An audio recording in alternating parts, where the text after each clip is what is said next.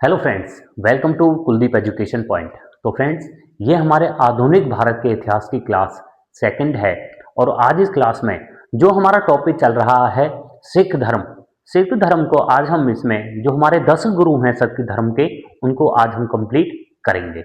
हमने अपनी previous class में सिख धर्म की शुरुआत करी थी कि किस प्रकार से गुरु नानक जी के द्वारा सिख धर्म की शुरुआत होती है और गुरु नानक जी सिख धर्म के प्रथम गुरु बनते हैं। हमने अपनी प्रीवियस क्लास में सिख धर्म के 5 गुरुओं के बारे में पढ़ा था, जो थे गुरु नानक जी, गुरु अंगद जिन्हें लहना भी कहा जाता था, तीसरे थे हमारे गुरु अमरदास जी, चौथे गुरु थे गुरु रामदास जी और पांचवें गुरु थे गुरु अर्जुन देव जी। गुरु अर्जुन देव जी जो थे हमारे पांचवें गुरु, वो जब जहांगीर के पुत्र खुसरो को शरण देते हैं तो इससे जहांगीर नाराज हो जाता है और गुरु अर्जुन देव जी की हत्या कर देता है।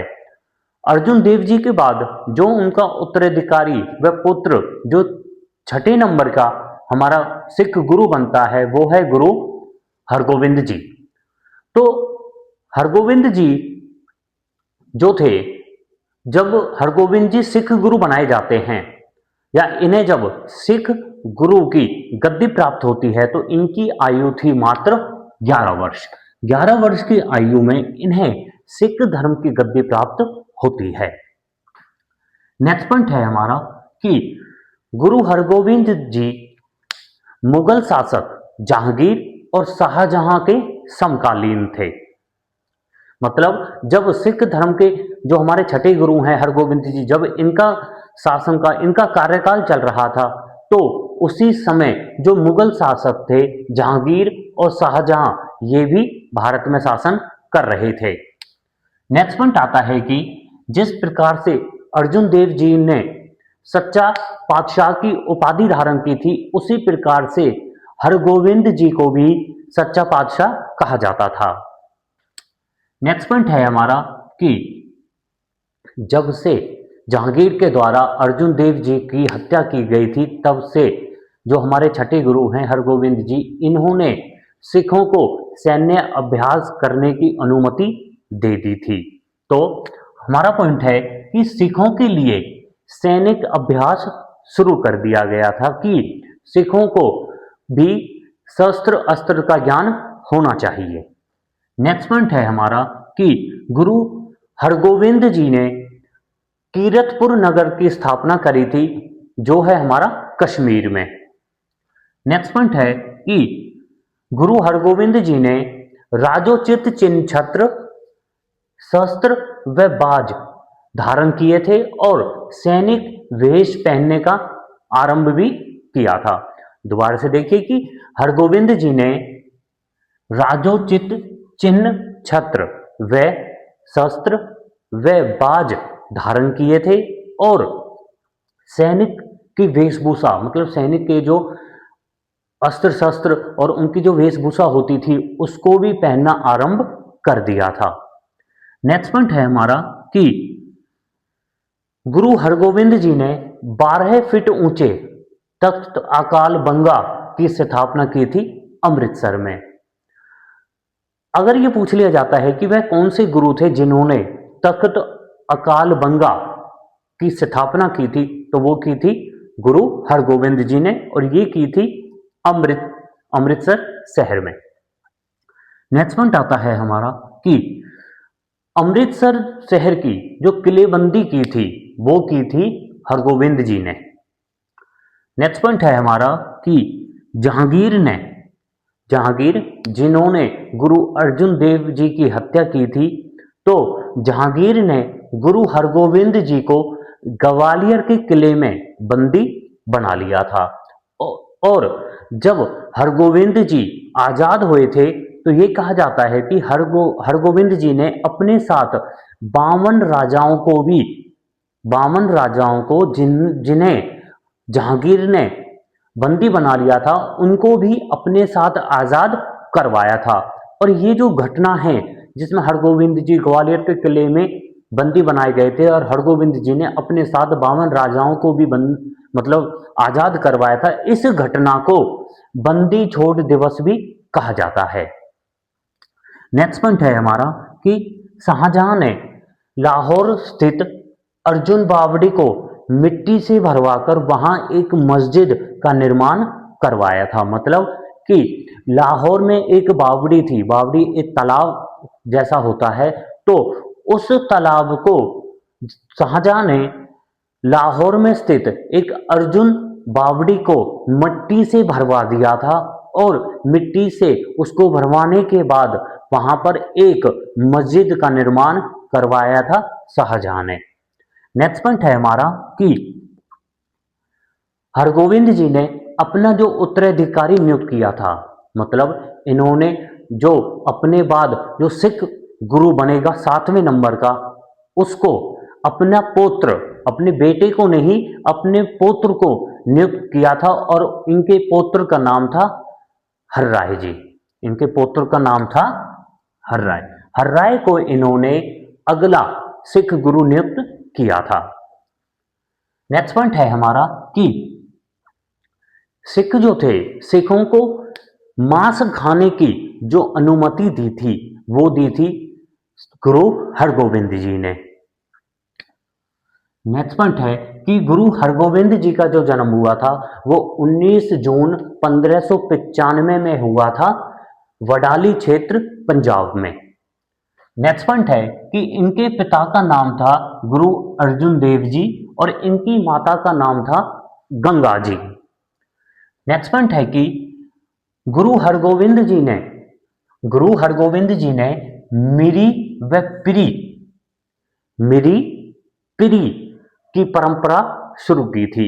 मिरी और पिरी ये क्या चीज है? तो मिरी का मतलब होता है सांसारिक शक्ति, मतलब सैन्य शक्ति की जो सिख हैं उन्हें युद्ध में लड़ने की कला आनी चाहिए, अस्त्र शस्त्र का ज्ञान होना चाहिए और राजनीतिक कला भी इन्हें आनी चाहिए। तो मिरी का मतलब होता है सांसारिक शक्ति, जिसमें सैन्य शक्ति और राजनीतिक शक्ति आती है। पीरी का मतलब होता है आध्यात्मिक शक्ति, कि इन्हें आध्यात्मिक के साथ साथ सैन्य शक्ति भी होनी चाहिए। सबसे पहले जो सिख हमारे गुरु थे, जो हमारे 5 सिख गुरु थे शुरू में, ये ज्यादा आध्यात्मिक शक्ति पे बल दिया करते थे, परंतु जब से जहांगीर के द्वारा अर्जुन देव जी को मारा गया था, तब से हरगोविंद जी ने सैन्य शक्ति पर ज्यादा ध्यान दिया था। नेक्स्ट पॉइंट आता है कि हरगोविंद जी 2 तलवार को धारण किया करते थे और ये मिरी पिरी का प्रतीक था।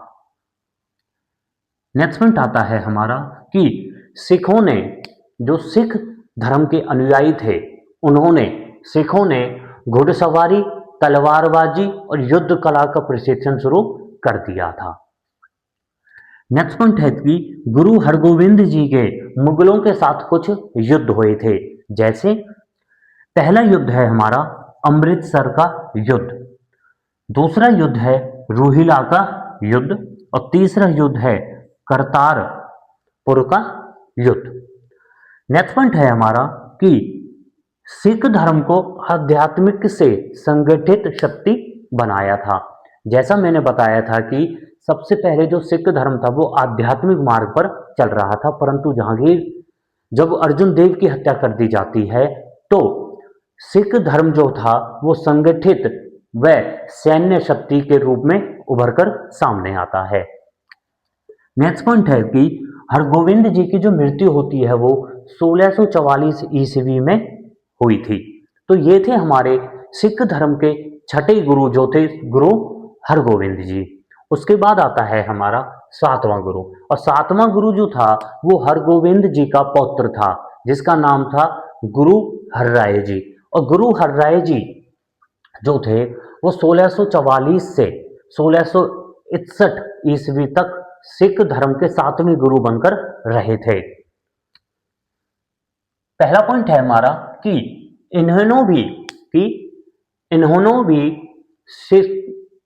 शिष्यों, जो इनके शिष्य थे, शिष्यों को सैनिक शिक्षा दी थी। नेक्स्ट पॉइंट है कि सामूगढ़ की पराजय के पश्चात दारा शिकोह इनसे मिला था। नेक्स्ट पॉइंट है कि जब औरंगजेब ने हर्राय जी को दिल्ली बुलाया था, मतलब जब सामूगढ़ में जो दारा शिकोह था वो हर्राय जी से मिला था, और जब हर्राय जी से दारा शिकोह मिला था तो इससे औरंगजेब नाराज हो जाता है और औरंगजेब हर्राय जी को दिल्ली बुलाता है, परंतु हर्राय जी अपने स्थान पर अपने पुत्र राम राय को भेज देता है, और राम राय जी वहां पर जाकर दिल्ली में जब औरंगजेब से मिलते हैं तो औरंगजेब राम राय जी के कार्यों से व उसकी चापलूसी बातों से प्रसन्न हो जाता है। औरंगजेब तो प्रसन्न हो जाता है, परंतु जो राम राय का जो पिता थे गुरु हर्राय जी, वो इनसे नाराज हो जाते हैं और अपने 6 वर्षीय बेटे हरकिशन को 8वां गुरु बना देते हैं। दोबारा से देखिए कि जब दारा शिकोह हर्राय जी से मिलते हैं तो इससे नाराज होकर औरंगजेब हर्राय जी को दिल्ली बुलाते हैं, परंतु हर्राय जी अपने स्थान पर अपने पुत्र राम राय को भेज देते हैं, और राम राय से जब औरंगजेब मिलता है तो वो राम राय के कार्यों से व उसकी जो चापलूसी बातें थी उनसे प्रसन्न हो जाता है। इससे हर्राय जी राम राय अपने बेटे से नाराज हो जाते हैं और अपने 6 वर्षीय बेटे हरकिशन को अगला शासक, वो अगला उत्तराधिकारी बना देते हैं। इस सब से जो राम राय नाराज हो जाता है और देहरादून में चला जाता है, और देहरादून में वह एक पृथक गद्दी स्थापित करता है, और जो राम राय के शिष्य थे या अनुयायी थे उनको राम राय ही भी कहा जाता था। नेक्स्ट पॉइंट है हमारा कि हर्राय जी का जो जन्म हुआ था वो 16 जनवरी 1630 में हुआ था। कीरतपुर साहिब पंजाब में हुआ था। इनके पिता का नाम था बाबा गुरदित जी। इनकी माता का नाम था निहाल कौर जी। नेक्स्ट पॉइंट है हमारा कि इनका अपना एक औषधीय बगीचा था, मतलब इन्हें औषधीय की जानकारी थी, और इनके जो साम्राज्य था या इनका जो क्षेत्र था उस क्षेत्र में एक औषधीय बगीचा भी था, और ये कहा जाता है कि इन्होंने ही हर्राय जी ने ही दारा शिकोह का इलाज किया था। नेक्स्ट पॉइंट आता है कि हर्राय जी ने मानव सेवा को सबसे बड़ा धर्म बताया था। इनका मानना था कि सबसे बड़ी सेवा या सबसे बड़ा धर्म जो होता है वो मानव सेवा होती है। नेक्स्ट पॉइंट है हमारा कि हर्राय जी की मृत्यु 6 अक्टूबर 1661 में हुई थी। तो ये थे हमारे जो मतलब हमारा जो 7वां गुरु था, गुरु हर्राय जी को हमने अभी कंप्लीट किया था। हमारे अगले गुरु, हमारे 8वें गुरु हैं हरकिशन जी, और हरकिशन जी को इनके पिताजी हर्राय ने जब ये 6 वर्ष के थे तभी इन्हें 8वां गुरु नियुक्त कर दिया था। तो इनको 1661 में ईस्वी में इन्हें 8वां गुरु बनाया गया था, और इनकी मृत्यु जो हुई थी वो 1664 में हो गई थी। हरकिशन जी ने जब ये दिल्ली गए थे औरंगजेब से मिलने, तो दिल्ली में इन्होंने एक तालाब बनवाया था जो आज के समय में बांग्ला साहिब के नाम से जाना जाता है, मतलब बांग्ला साहिब गुरुद्वारे के नाम से जाना जाता है। इन्होंने जो तालाब बनवाया था दिल्ली में। नेक्स्ट पॉइंट है कि इनका अपने भाई राम राय के साथ विवाद चल रहा था। जैसा हमने देखा था कि राम राय ने जब औरंगजेब की चापलूसी करी थी तो इससे नाराज होकर राम राय के पिताजी हर्राय जी ने इन्हें 8वां गुरु ना बनाकर इनके छोटे भाई को हरकिशन जी को गुरु बना दिया था और राम राय जी इससे नाराज होकर देहरादून में चले गए थे और अपने एक अलग संप्रदाय की स्थापना करी थी और इनके जो अनुयायी हैं इन्हें राम राय भी कहा जाता है। तो इनका जो विवाद चल रहा था अपने भाई से, नेक्स्ट पॉइंट है हमारा कि इन्होंने जब ये दिल्ली में गए थे औरंगजेब से मिलने, तो दिल्ली में जब औरंगजेब से मिलने गए थे हरकिशन जी, तो इन्होंने औरंगजेब को गद्दी व गुरुपद के बारे में समझाया था कि गुरुपद की कौन कौन सी विशेषताएं होती हैं।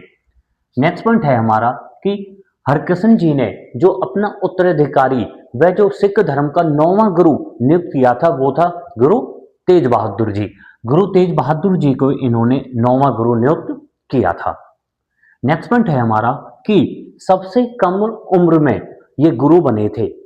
ये जब 6 वर्ष के थे तभी इन्हें गुरु बना दिया गया था। इसी वजह से जो हमारे 10 सिख गुरु हैं उन 10 सिख गुरुओं में से जो सबसे कम उम्र के गुरु बने थे वो थे हमारे हरकिशन जी, और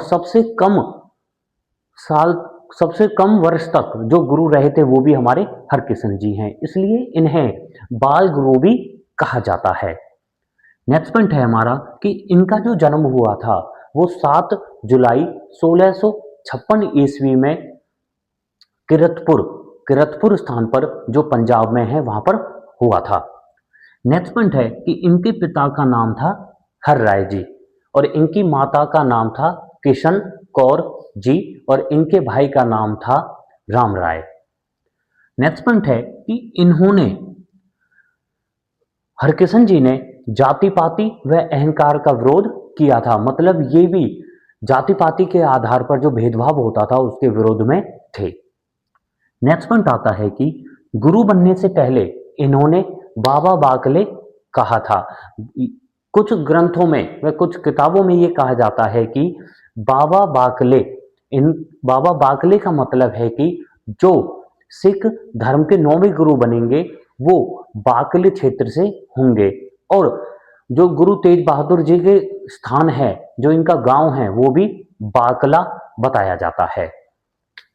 नेक्स्ट पॉइंट है कि चेचक व हैजा की बीमारी फैलने से इनकी मृत्यु हो गई थी और इनकी मृत्यु जो हुई थी वो 30 मार्च 1664 में हुई थी जब इनकी आयु 9 से 10 वर्ष के बीच में थी।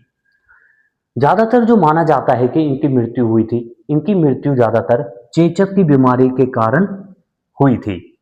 तो ये था हमारे सिख धर्म के 8वें गुरु जो थे हमारे हरकिशन जी।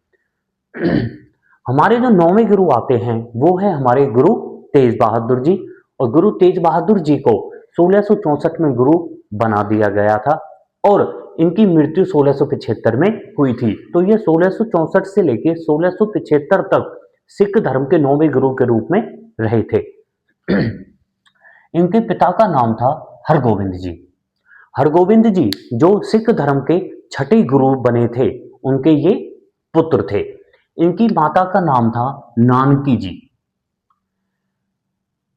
गुरु तेज बहादुर जी ने जो सिख धर्म की जो गद्दी थी वो अमृतसर में रहती थी, परंतु इन्होंने अमृतसर के स्थान पर मखोलवाल स्थान को अपना स्थान बनाया था, मतलब अपनी गद्दी जो इन्होंने स्थापित करी थी वो मखोलवाल क्षेत्र में की थी। नेक्स्ट पॉइंट आता है कि गुरु तेज बहादुर जी, जब गुरु तेज बहादुर जी का कार्यकाल चल रहा था उस समय जो मुगल शासक थे वो थे औरंगजेब और गुरु तेज बहादुर जी औरंगजेब की जो नीतियां थी उन नीतियों के विरोध किया करते थे। इसी वजह से इनका और औरंगजेब का बहुत बारी मतलब युद्ध व लड़ाई भी हुई थी। नेक्स्ट पॉइंट है कि गुरु तेज बहादुर जी को कुछ उपाधियां मिली थी जैसे बाकल और बेकाला। बाकल व बेकाला उपाधि से इन्हें जाना जाता था। नेक्स्ट पॉइंट है हमारा कि 1635 में गुरु तेज बहादुर जी और मुगलों के बीच में करतारपुर में एक युद्ध हुआ था। तो अगर ये पूछ लिया जाता है कि गुरु तेज बहादुर जी और मुगलों के बीच में करतारपुर में जो युद्ध हुआ था वो 1635 में हुआ था। नेक्स्ट पॉइंट है हमारा कि ये ऐसे पहले गुरु बने थे जिनकी मृत्यु जो हुई थी वो राजनीतिक कारणों से नहीं बल्कि धार्मिक कारणों से हुई थी। नेक्स्ट पॉइंट है हमारा कि गुरु तेज बहादुर जी की जो रचनाएं थी, जो इन्होंने ग्रंथ व किताबें लिखी थी, उनमें उन ग्रंथ व किताबों में जो भाषा का प्रभाव मिलता था वो भाषा थी हमारी ब्रिज भाषा। तो ब्रिज भाषा का प्रभाव मिलता था इनकी रचनाओं में। नेक्स्ट पॉइंट है हमारा कि औरंगजेब ने इन्हें 1675 में दिल्ली बुलाया था, क्योंकि ये औरंगजेब की जो नीतियां थी उन नीतियों का बहुत ही ज्यादा विरोध किया करते थे। इसी वजह से औरंगजेब ने इन्हें दिल्ली बुलाया था 1675 में, और इनसे ये कहा था कि आप इस्लाम धर्म अपना लीजिए। और 5 दिन की यातना करने के बाद औरंगजेब ने इनकी 5 दिन तक यातना करी थी कि आप इस्लाम धर्म अपना लीजिए, परंतु जब तेज बहादुर जी ने इस्लाम धर्म अपनाने से बिल्कुल मना कर दिया था, बिल्कुल इनकार कर दिया था, तो 5 दिन के बाद दिल्ली में शीशगंज नामक स्थान पर, वह शीशगंज जो चांदनी चौक में है, वहां पर गुरु तेज बहादुर जी की हत्या कर दी गई थी। नेक्स्ट पॉइंट आता है कि गुरु तेज बहादुर जी को हिंद दी चादर भी कहा जाता था। हिंद दी चादर गुरु तेज बहादुर जी को कहा जाता था। नेक्स्ट पॉइंट है कि गुरु तेज बहादुर जी का जो जन्म हुआ था वो 1 अप्रैल 1621 में अमृतसर पंजाब में हुआ था। नेक्स्ट पॉइंट है हमारा कि गुरु तेज बहादुर जी जो थे वो त्याग, तपस्या और साहस के प्रतीक थे। नेक्स्ट पॉइंट है कि गुरु तेज बहादुर जी ने सिख धर्म का प्रचार करने के लिए भारत देश के अलग अलग भागों में यात्राएं की थी। नेक्स्ट पॉइंट है कि गुरु तेज बहादुर जी एक महान कवि थे और उनके कई शब्द गुरु ग्रंथ साहिब में भी शामिल है। गुरु ग्रंथ साहिब जिसे आदि ग्रंथ भी कहा जाता है, जिसकी रचना आदि ग्रंथ व गुरु ग्रंथ साहिब की जो रचना हुई थी वो 1604 ईस्वी में हुई थी, जो हमारे 5वें गुरु थे गुरु अर्जुन देव जी उनके द्वारा की गई थी। और गुरु ग्रंथ साहिब व आदि ग्रंथ में जो सिख धर्म के गुरु हैं, इनकी जो शिक्षाएं हैं, जो उपदेश हैं, उनको संग्रहित करके गुरु ग्रंथ की रचना की गई थी। नेक्स्ट पॉइंट है हमारा कि धर्म की रक्षा में शहीद होने वाले पहले गुरु थे। मतलब कि इन्होंने अपने सिख धर्म को नहीं छोड़ा था और इस्लाम धर्म को अपनाने के लिए औरंगजेब ने इनकी मृत्यु कर दी गई थी। तो धर्म की रक्षा के लिए शहीद होने वाले पहले गुरु थे गुरु तेज बहादुर जी, क्योंकि इससे पहले मुगल शासक जहांगीर ने अर्जुन देव जी की हत्या की गई थी, परंतु अर्जुन देव जी की हत्या राजनीतिक कारणों से की गई थी, क्योंकि जहांगीर का जो पुत्र था खुसरो को अर्जुन देव जी ने शरण दी थी। इससे नाराज होकर जहांगीर ने उनकी मृत्यु कर दी गई थी। गुरु तेज बहादुर जी के जो प्रमुख गुरुद्वारे हैं वो हैं हमारे, जो पहला सबसे प्रमुख गुरुद्वारा है वो है गुरुद्वारा शीशगंज। शीशगंज वही स्थान है चांदनी चौक पर जहां पर गुरु तेज बहादुर जी को मृत्यु व शहादत प्राप्त हुई थी, जहां पर औरंगजेब ने इनकी मृत्यु कर दी थी। दूसरा गुरुद्वारा है हमारा गुरुद्वारा रकाबगंज साहिब, और गुरुद्वारा रकाबगंज साहिब संबंधित है हमारा कि जहां पर गुरु तेज बहादुर जी का अंतिम संस्कार किया गया था। तीसरा गुरुद्वारा है हमारा आनंदपुर साहिब, और आनंदपुर साहिब जो गुरुद्वारा है वहां पर गुरु तेज बहादुर जी ने गुरु गद्दी स्थल स्थापित किया था। नेक्स्ट पॉइंट है हमारा कि इन्होंने कहा था कि गुरु तेज बहादुर जी ने कहा था कि हमें सभी धर्मों का सम्मान करना चाहिए। नेक्स्ट पॉइंट है कि इन्होंने कहा कि ईश्वर भक्ति व आत्मज्ञान सर्वोपरि है। मतलब ईश्वर की भक्ति करना व आत्मज्ञान, जो हमारे अंदर ज्ञान है, जो सेल्फ नॉलेज है, वो सबसे सर्वोपरि है। तो ये था हमारा 9वें गुरु, जो हमारा गुरु तेज बहादुर जी था। हमारा जो अगला गुरु आता है, जो गुरु तेज बहादुर जी के द्वारा जो हमारे 10वें गुरु नियुक्त किए गए थे, वो थे हमारे गुरु गोविंद सिंह जी। तो हमारे 10वें गुरु हैं गुरु गोविंद सिंह जी। फिर आता है हमारा 10वां गुरु, और हमारे 10वें गुरु हैं सिख धर्म के गुरु गोविंद सिंह। गुरु गोविंद सिंह जिन्हें 1675 में सिख धर्म का 10वां व अंतिम गुरु बनाया गया था। गुरु गोविंद सिंह जी हमारे 10वें व अंतिम गुरु थे। नेक्स्ट पॉइंट आता है कि इनका जन्म हुआ था 1666 ईस्वी में पटना बिहार में। नेक्स्ट पॉइंट है कि गुरु गोविंद सिंह ने आनंदपुर नगर की स्थापना करी थी, और आनंदपुर नगर में ही इन्होंने 1699 में खालसा पंथ की स्थापना करी थी, और आनंदपुर में ही इन्होंने अपनी गद्दी स्थापित की थी। जिस दिन इन्होंने खालसा पंथ की स्थापना करी थी, वो दिन था बैसाखी का दिन। दोबारा से देखिए कि 1699 में गुरु गोविंद सिंह जी ने खालसा पंथ की स्थापना करी थी आनंदपुर स्थान पर, और आनंदपुर नगर की स्थापना भी, या आनंदपुर नगर को बसाया भी था गुरु गोविंद सिंह ने। इन्होंने जब खालसा पंथ की स्थापना करी थी 1699 में, तो वो दिन था बैसाखी का दिन। बैसाखी वाले दिन इन्होंने खालसा पंथ की स्थापना की थी। नेक्स्ट पॉइंट आता है हमारा कि इन्होंने सिखों को सैनिक संप्रदाय खालसा पंथ में परिवर्तित कर दिया था। मतलब जो सिख थे, जो सिख धर्म के अनुयायी या शिष्य होते थे, उन्हें सिख कहा जाता था। तो इन्होंने सिखों को सैनिक संप्रदाय खालसा पंथ में परिवर्तित कर दिया था। मतलब इन्होंने एक अपनी एक सेना विभाग बना लिया था कि आज से जो सिख हैं वो खालसा पंथ सैनिक संप्रदाय बन जाएगा। नेक्स्ट पॉइंट है हमारा कि इन्होंने सिखों को अपने नाम के पीछे सिंह व कौर लगाने के लिए कहा था। जिस प्रकार से जैसे नाम होते हैं, जैसे युवराज, पंजाब से है युवराज सिंह, तो जो युवराज के पीछे सिंह लगा है, जो सिंह, और जैसे हरलिंग कौर नाम के पीछे जैसे सिंह और कौर लगाते हैं, तो वो सिंह और कौर लगाने का जो आदेश दिया था, वो दिया था गुरु गोविंद सिंह जी ने।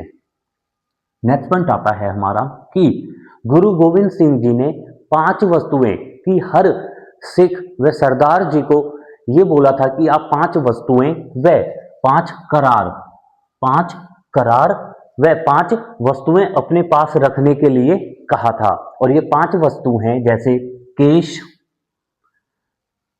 कंघा, कृपान, कच्छा और कड़ा। हमने देखा है कि जैसे सरदार जी जो होते हैं, जो पगड़ी पहनते हैं, उनके जो केश होते हैं वो बहुत बड़े बड़े होते हैं। मतलब वो अपने केश नहीं कटवाते हैं। कंघा, उनके पास हमेशा कंघा रहता है। कृपान, कच्छा और कड़ा, सरदार जी हमेशा कड़ा पहन के रहते हैं। नेक्स्ट पॉइंट है हमारा कि इनके समय में आदि ग्रंथ को ग्रंथ साहिब कहने लगे थे। जो आदि ग्रंथ है, जिसमें जो गुरुओं के उपदेश व शिक्षाएं संकलित हैं, उस आदि ग्रंथ को ग्रंथ साहिब कहने लगे थे।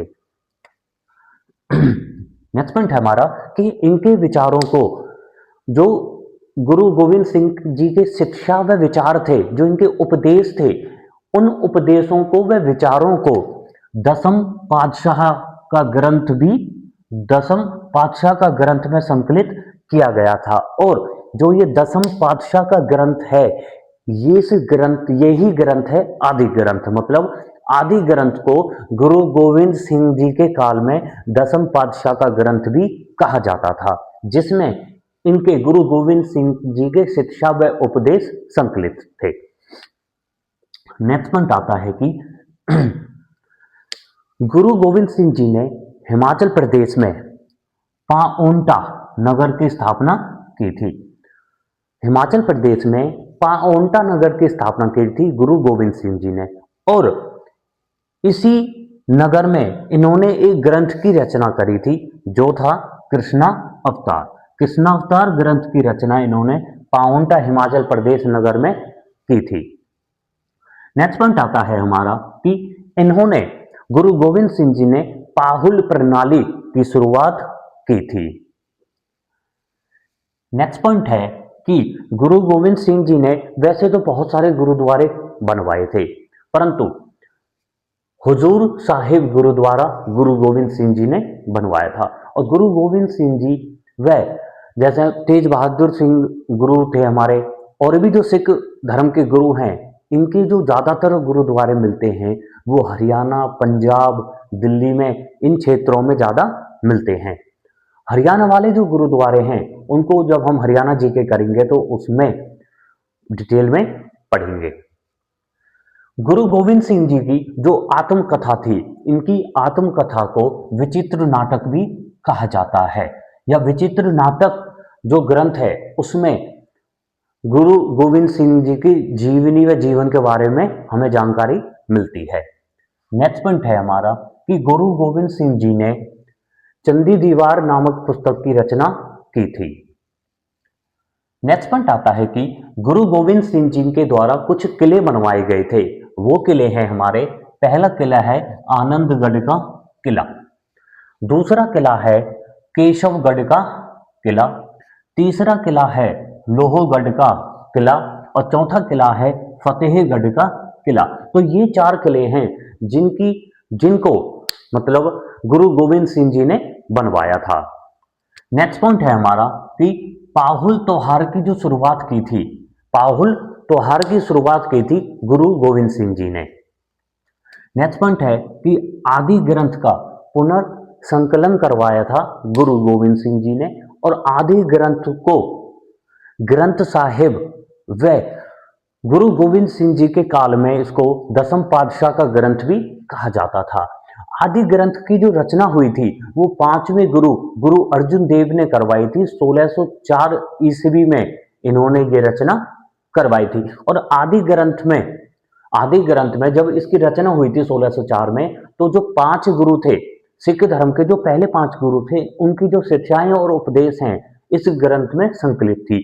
परंतु गुरु गोविंद सिंह जो अंतिम गुरु हैं, वह 10वें गुरु हैं सिख धर्म के, इन्होंने इस ग्रंथ का पुनः संकलन करवाया था। मतलब इसके जो उपदेश थे, जो शिक्षाएं थी, सभी गुरुओं की इसमें संकलित करवाई थी।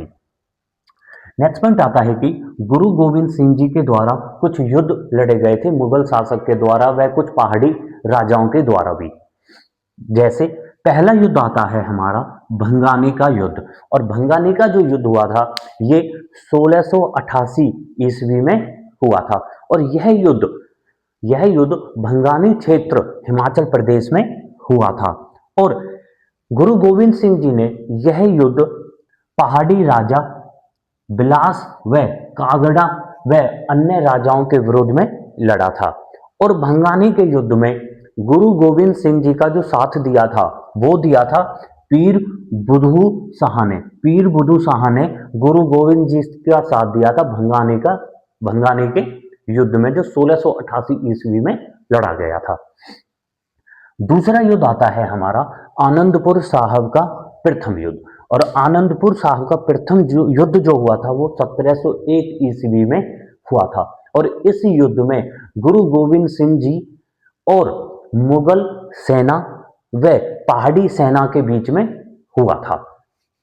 दूसरा युद्ध आता है हमारा आनंदपुर साहिब का तीसरा युद्ध। और आनंदपुर साहिब का जो तीसरा युद्ध है वो 1703 से 1704 ईस्वी के बीच में हुआ था। और यह युद्ध भी मुगल सेना और पहाड़ी राजाओं के बीच में हुआ था। मतलब एक तरफ थे गुरु गोविंद सिंह जी और दूसरी जो सेना थी जो गुरु गोविंद सिंह जी के विरुद्ध में थे वो थे मुगल सेना और पहाड़ी राजा। मुगल सेना का जो नेतृत्व कर रहा था आदमगढ़ के दूसरे युद्ध में वो था वजीर खां। चौथा युद्ध आता है हमारा नादौन का युद्ध। और नादौन का जो युद्ध हुआ था वो 1690 व 1691 में हुआ था। और यह युद्ध नादौन क्षेत्र में जो हिमाचल प्रदेश में है उसमें हुआ था। और यह युद्ध गुरु गोविंद सिंह जी ने मुगल सेना के विरुद्ध लड़ा था। और इस युद्ध में मुगल सेना का जो नेतृत्व किया था वो अलिफ खान ने किया था। नेक्स्ट पॉइंट आता है हमारा नेक्स्ट युद्ध है, पांचवा युद्ध है हमारा चमकौर का युद्ध। और चमकौर का जो युद्ध हुआ था वो 1704 में पंजाब में हुआ था। और यह युद्ध भी मुगल सेना के खिलाफ लड़ा गया था। परंतु इस युद्ध में गुरु गोविंद सिंह जी के दो बड़े पुत्र, गुरु गोविंद सिंह जी के 4 पुत्र थे, तो गुरु गोविंद जी के जो बड़े 2 पुत्र थे वो इस युद्ध में वीर गति को प्राप्त हो गए थे, वह शहीद हो गए थे। और वो 2 पुत्र थे अजीत सिंह व जुझार सिंह।